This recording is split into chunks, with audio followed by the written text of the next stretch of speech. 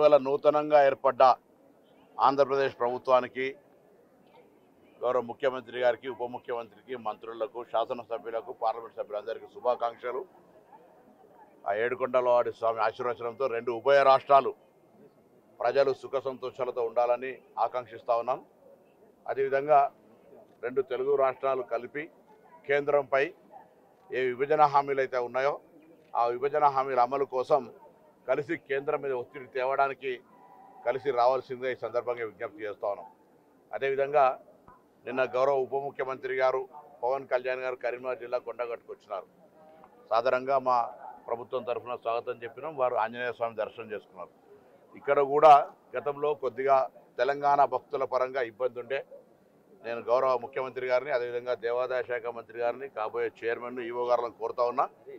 తెలంగాణ ప్రజలు కూడా తెలుగు భక్తులే. ఇక్కడికి వచ్చేటువంటి వాళ్ళ విశ్వాసానికి సంబంధించి దర్శనానికి ఏ ఇబ్బందులు లేకుండా గతంలో ఏ విధంగానైతే సిఫార్సులకు తెలంగాణ ఆంధ్ర ప్రజాప్రతినిధులకు ఏ విధమైనటువంటి విధానం అవలంబించారో ఇప్పుడు కూడా అదే విధానం అవలంబిస్తే సంతోషంగా ఉంటుంది. ఎందుకంటే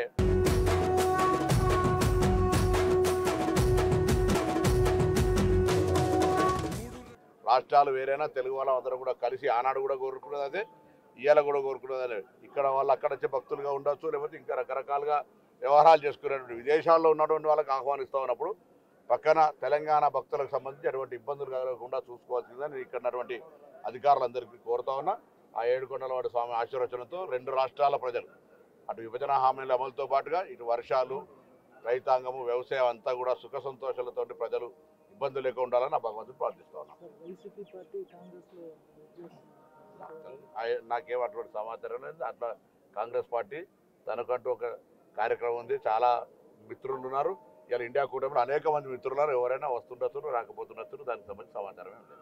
మరిన్ని వీడియోస్ కోసం ఛానల్ ని సబ్స్క్రైబ్ చేయండి. లేటెస్ట్ అప్డేట్స్ కోసం వాట్సాప్ ఛానల్ ని ఫాలో చేయండి. అండ్ లింక్ డిస్క్రిప్షన్ లో ఉంది.